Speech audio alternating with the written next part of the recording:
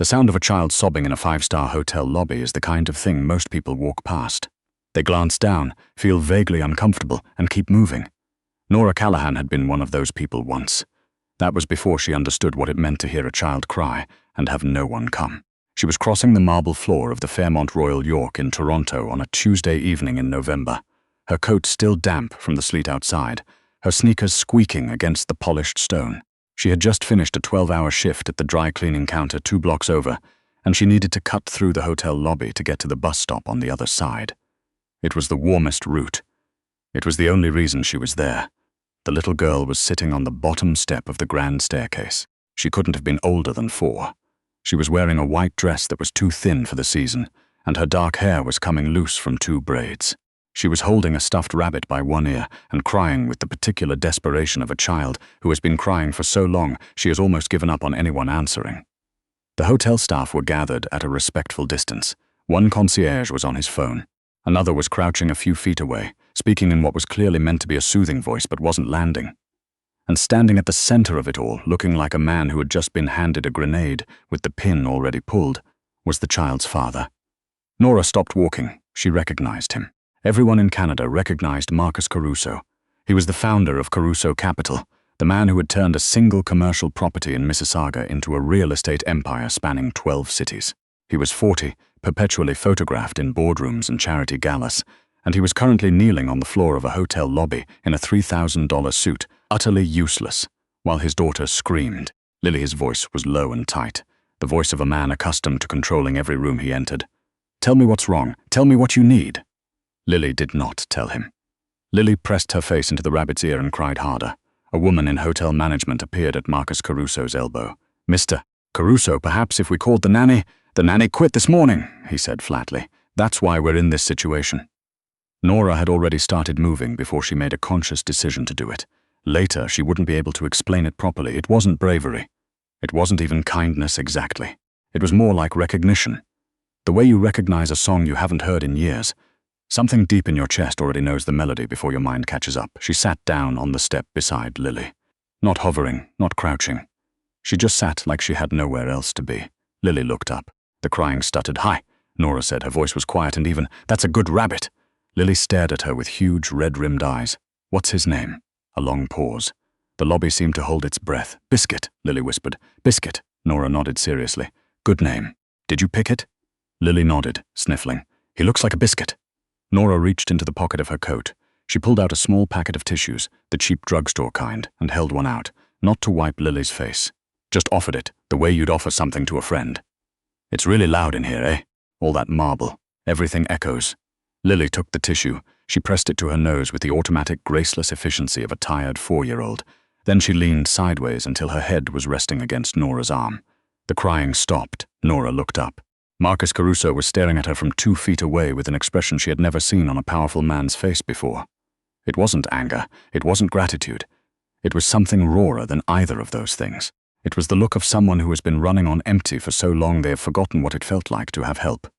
"Who are you?" he asked. Nora stood carefully, not disrupting Lily, who had gone limp with exhaustion, against her side. "I was just cutting through." He looked at his daughter. He looked at Nora. It wasn't a question. She heard the certainty in it. "I did," she said. She handed Lily back to him gently, the way you transfer something fragile. Lily whimpered but didn't wake. Nora pulled her coat tighter and walked toward the east exit. She was half a block down King Street, head down against the sleet, when a black SUV rolled up beside her and the window came down. "Mrs. Callahan," she stopped. She did not know how he knew her name. She also knew on some instinctual level that a man like Marcus Caruso had known her name before she reached the door. "I'm not interested in whatever you're about to offer," she said, not looking at the car. "I haven't offered anything yet. You have the look of a man who's about to." A pause. Then, almost against his will, she heard something that might have been the beginning of a laugh. "Get in out of the rain." She thought about the bus she was going to miss. She thought about her brother Owen, who was 22, and had been sleeping on her pull-out couch for 3 weeks because his roommate had evicted him and she was the only family he had left. She thought about the overdue hydro bill held to her fridge with a magnet shaped like a maple leaf. She got in the car. It was warm inside. It smelled like leather and something faintly expensive she couldn't name. Marcus Caruso was in the back seat, his daughter asleep across his lap, her braids undone now, dark hair fanned across his thigh. He was running one hand absently over her hair, the way you do when the gesture has become automatic. When you've done it so many times in the dark, it no longer requires thought. Nora watched him do it and felt something catch in her chest. Lily hasn't slept through the night in 7 months, he said without preamble. She's been through 4 nannies, 3 child psychologists, a sleep specialist at sick kids. He looked at the window. My wife died in February. Aneurysm, no warning. Lily was there when she collapsed. Nora said nothing. There was nothing to say to that. She knew better than to fill the silence with something useless. In 12 minutes back there, you did more than anyone has managed in 7 months. He turned to look at her. His eyes were dark grey and very tired. I want to know how. I wasn't doing anything special. You were sitting with her. Yes, that's it? That's usually it, Nora said. You can't fix grief. You can just sit in it with someone until it gets a little smaller. He was quiet. Outside, the sleet had turned to snow, soft and blurring the streetlights. I have a proposal, he said. I assumed. He opened a folder on the seat between them. Nora looked down. There was a printed sheet with her name at the top, address, employer, credit score. The hydro bill amount, she noted, was accurate to the dollar. You looked me up. I had people look. It's not personal, it's precaution. How is knowing my credit score precaution? It tells me what you need. He closed the folder. Nora, I have a board of directors who are preparing to vote on whether I retain operational control of my company.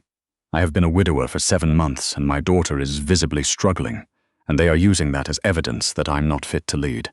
I need to demonstrate stability. I need someone who can be present at 3 public engagements over the next 6 weeks and who can be with Lily in a way that looks, and more importantly, is genuine. He paused. I also need someone Lily will actually let near her. You want to hire a nanny. I want to hire a companion. Someone who attends events with me, who lives in the house temporarily, who helps with Lily and lets the board see that my home life is not in chaos. He said it the way people say difficult things, quickly, before they can change their minds. The pay is $8,000 a week. Your brother's back rent covered. Your hydro bill cleared tomorrow morning. The number sat between them. Nora looked at Lily sleeping, one hand still loosely gripping Biscuit's ear. She thought about the last time she had held a sleeping child, the particular weight of it, the way it anchors you to the earth. What are the rules? She said quietly. Something shifted in his expression. You stay in the guest suite on the 3rd floor. Lily's room is across the hall. My room is at the end of the corridor. You don't need to concern yourself with it. He met her eyes. You don't ask about my business decisions. You don't speak to the press. And you don't. He started again.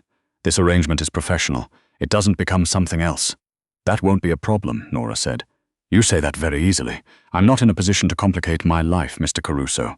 Trust me, he extended his hand. She shook it. His grip was firm and dry, the grip of someone who had learned to shake hands like a statement. Dominic, the driver said quietly from the front. Home, Marcus said. The car turned north, and Nora watched Toronto slide past the window, the familiar streets made strange by the snow. She had just agreed to move into a stranger's house. She told herself it was practical. She told herself it was temporary. She did not tell herself the part about how when Lily had leaned against her arm, it was the first time in 2 years that the hollow place under her ribs had gone quiet. The Caruso house in Rosedale was the kind of place that looks like it was designed to keep the weather out and everything else in. Tall stone, wrought iron gate, old maples that had probably been there since before the house. Inside it was warm but careful, the warmth of a place that had been professionally decorated rather than lived in. Good art, quiet floors. A kitchen that looked barely used.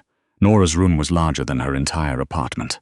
She stood in it for a moment after the housekeeper, a woman named Mrs. Reyes, showed her in, and felt the particular vertigo of being somewhere you do not belong. Mrs. Reyes looked at her with an expression caught between pity and professional neutrality. Mr. Caruso expects you at breakfast at 7:30. Lily wakes at 6:15, usually. She'll call out first, before she cries. She used to sleep fine. Before, I know, Nora said. Mrs. Reyes looked at her for a moment longer than necessary. Then she left. Nora didn't sleep. She lay in the dark of the oversized room and listened to the house settle around her. The tick of the heating system, the faint sound of wind off the ravine behind the property, and she thought about the last time she had lived with the sound of a child sleeping nearby. The particular way it restructures the air. At 2:05 in the morning she heard it, a sound like a question asked in sleep, small and uncertain, then building, "Mama, mama, mama." Nora was out of bed before she was fully awake. She crossed the hall. The nightlight made the room amber.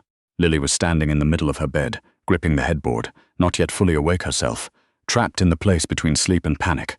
where children go when the dream is real and the room is wrong. Marcus Caruso was already there, sitting on the edge of the bed, his hand on Lily's back. He was in a grey t-shirt and track pants, his hair pushed back from his face, and he looked, for the first time since she'd met him, like just a person. Not a businessman, not a widower in a bespoke suit, just a man who was very tired and very afraid of not being enough. "Hey, Bug, Dad's here. It's okay." He kept saying it, steady and low, but Lily was crying and pulling away from him in that particular devastating way children sometimes do. Not because they don't love the parent, but because grief has its own logic, and the person you want most is the person who isn't there. "Let me try," Nora said from the doorway. He looked up. Something crossed his face that might have been relief or might have been something more complicated. He moved aside. Nora came and sat on the bed. She didn't reach for Lily immediately. She started to hum. It was an old Joni Mitchell song her mother used to sing, slow and minor key, the kind of melody that doesn't ask anything of you. Lily's crying didn't stop, but it changed. The quality of it shifted. The frantic edge softened. She turned her head toward Nora. "Bad dream?" Nora said softly. Lily held out biscuit. Nora took the rabbit, looked at him seriously, and handed him back. "He's okay. See? He's been here the whole time."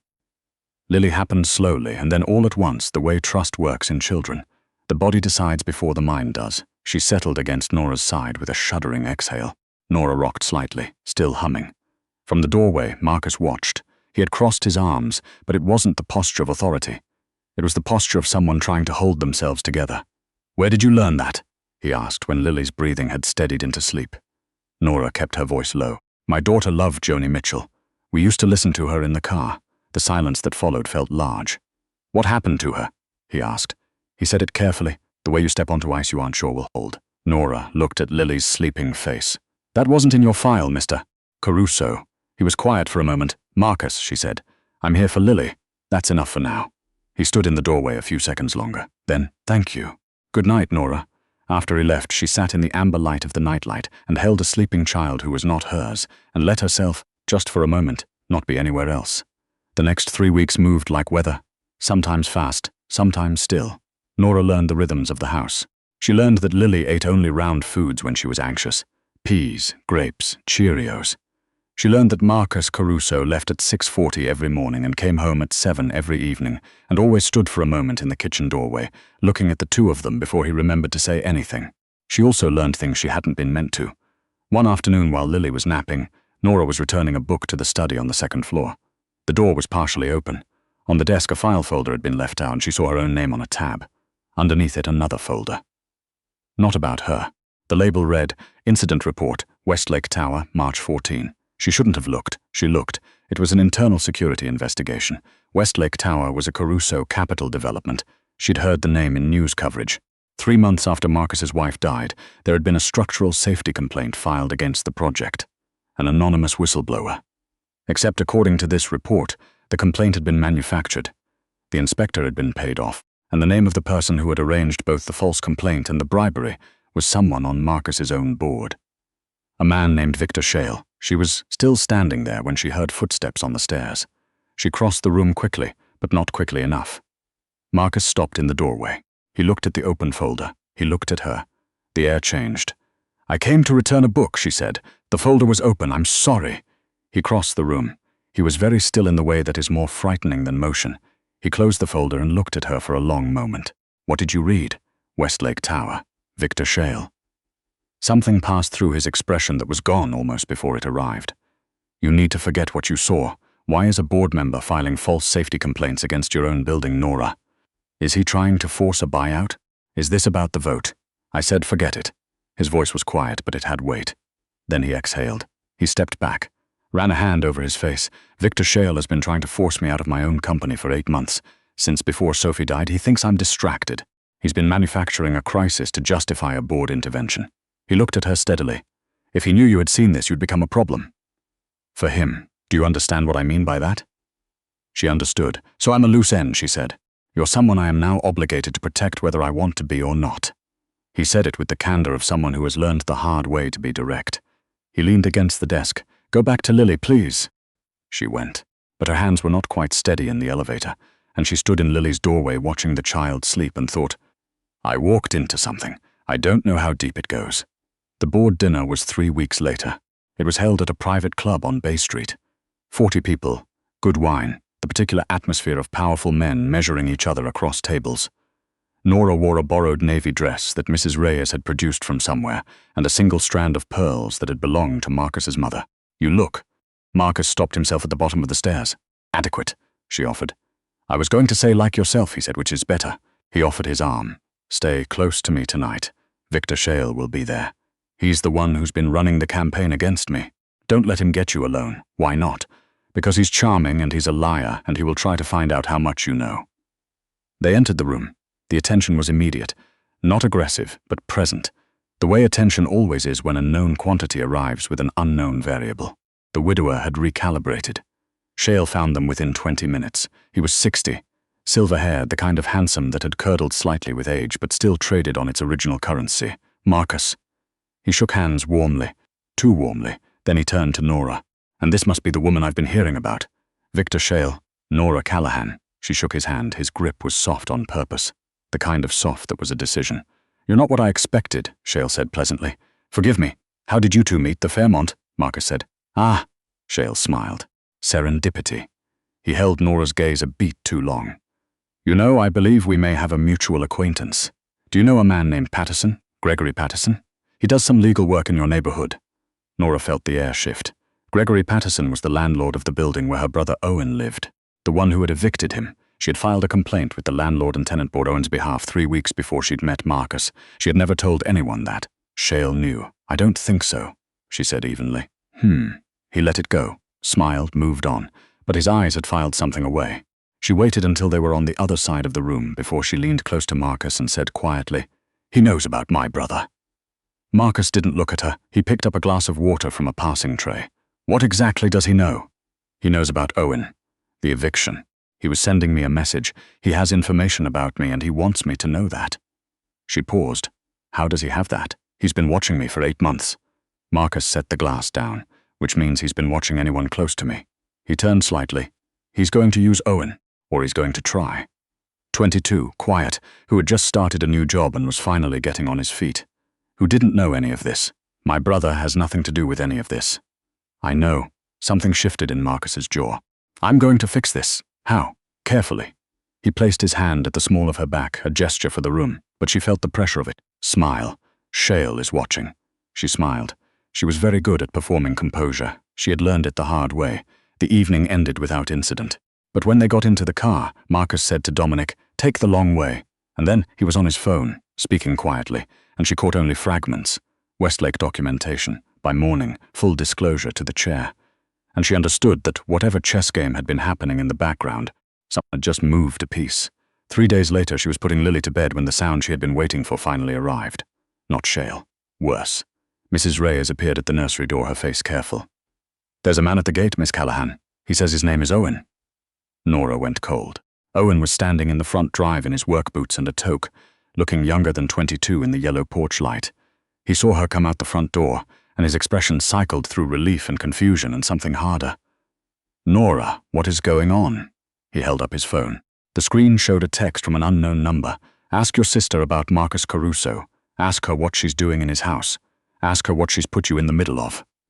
She stood on the steps and looked at her brother and felt for the first time the true weight of what she had agreed to. "Come inside," she said. She did not explain everything. She explained enough. Owen sat at the kitchen table while she made tea, a Canadian reflex, tea for hard conversations, and she told him about the job, about Lily, about Victor Shale, about the text. She did not tell him about the files she had read in the study. She did not tell him about the way Marcus had looked at her across the room at the board dinner, or about the pressure of his hand at the small of her back, because those things were not things she had names for yet. Owen listened. He wrapped both hands around his mug. "This is a lot, Nora. I know. You're sure you're safe?" She thought of Marcus's face when he'd found her in the study. She thought of the gun she hadn't seen but knew was somewhere in this house, because men like Marcus Caruso don't live without contingencies. She thought of Lily's head against her arm on the hotel stairs. "I'm sure," she said. Owen looked at her for a long moment with the particular kind of look that younger siblings give older ones when they have figured out more than they're letting on. Then he drank his tea. Marcus found her afterwards sitting alone in the kitchen. He stood in the doorway in his work clothes, still in the jacket, which meant he hadn't been home long. "Is he all right?" "He will be." She wrapped her hands around her cold mug. Shale is trying to use him to frighten me. I know. He came in and sat across from her. It was the first time he had sat at the kitchen table. He looked out of place there, which made him look more like a person. I want to tell you something I should have told you sooner. He met her eyes. I knew about your daughter. Nora went still. It was in the background report. I knew before you got in the car that night. He held her gaze. I hired you because of what you knew about grief. Not just because Lily responded to you. Because I thought someone who had been through what you had been through might understand what's in this house. He stopped. I should have told you. She thought about being angry.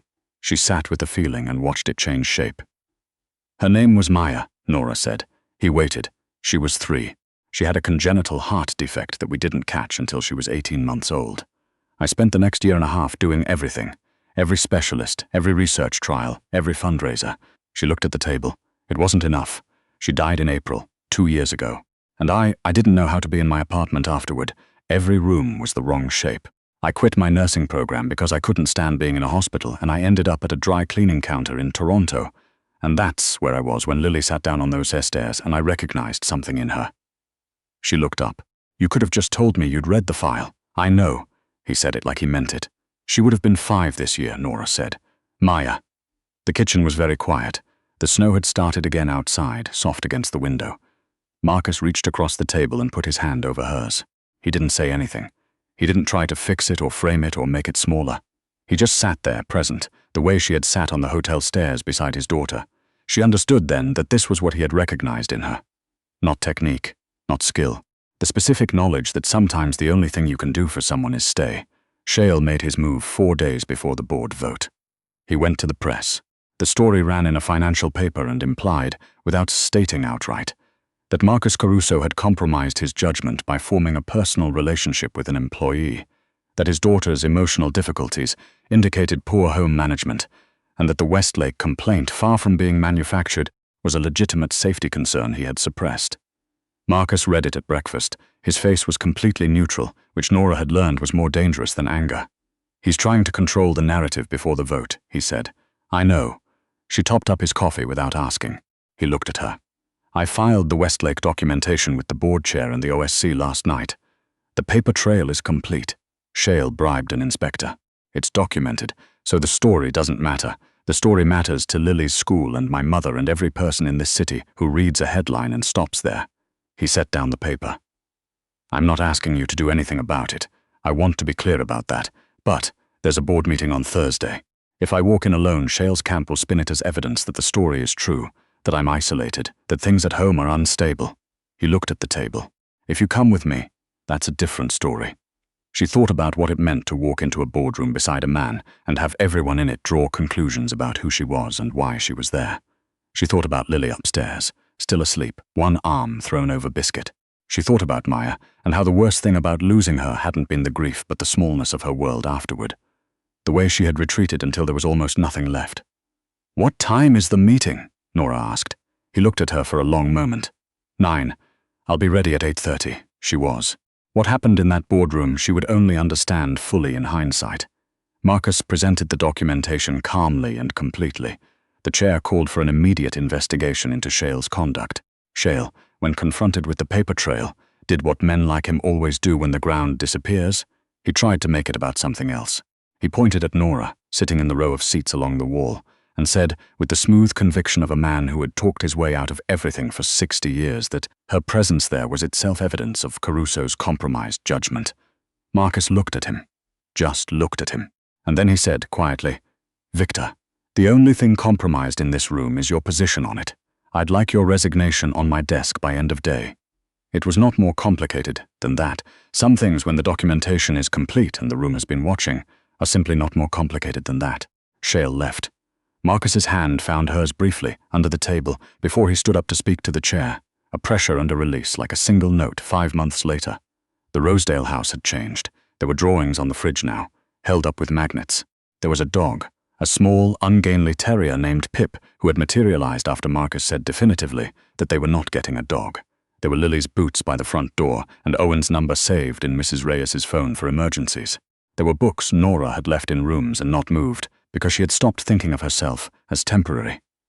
She was in the back garden with Lily on a Saturday in April when Marcus came outside with 2 mugs of coffee. He sat down beside her on the garden steps. Lily was running in circles with Pip, both of them equally chaotic, both of them laughing in their respective ways. The maple at the back of the garden had just come into bud. Everything smelled like spring and wet earth. "The agreement is done," Marcus said. He handed her a mug. "Technically, 6 weeks expired in February." She wrapped her hands around the mug. "I know. You're still here. I'm aware." He was quiet for a moment. "I don't want to misread this. I've been accused of being difficult to read myself, so I've become very careful about assuming." "That's very fair of you. Nora." He said her name like punctuation. She looked at him. "I am not offering you a contract," he said. "I am not offering you an arrangement. I am asking, very directly, whether you want to stay." She looked at Lily, who had collapsed in the grass with Pip sitting on her chest, both of them conducting a loud and apparently joyful negotiation about the stick Pip had found. She thought about the apartment in Scarborough that she still technically rented, the pull-out couch, the maple leaf magnet on her fridge, that now had nothing important pinned to it. She thought about a room in a hospital in Toronto where she had sat alone beside a small bed, and the way grief can empty you so completely that when something finally fills you again, you almost don't recognize the feeling. "I want to stay," she said. He reached into his jacket pocket. What he produced was small, a ring, a pale blue stone, simple setting, the color of early morning sky over the lake. "Sophie's ring is upstairs," he said. "I didn't take from that. This is." He stopped. "I had it made. The color is the color of your daughter's name. Maya means water. I had it described to the jeweler." He looked at her directly, no deflection. "It's not a replacement for anything. It's just what this is." She looked at the ring. She looked at Marcus Caruso, who had not tried to fix her grief or make it neat or useful, who had simply sat across from her in his own. "It's beautiful," she said. He slid it on her finger. "Daddy," Lily yelled from the grass. "Nora, Pip is eating the stick." "He's fine," Marcus called back. "He's not fine. He's eating it."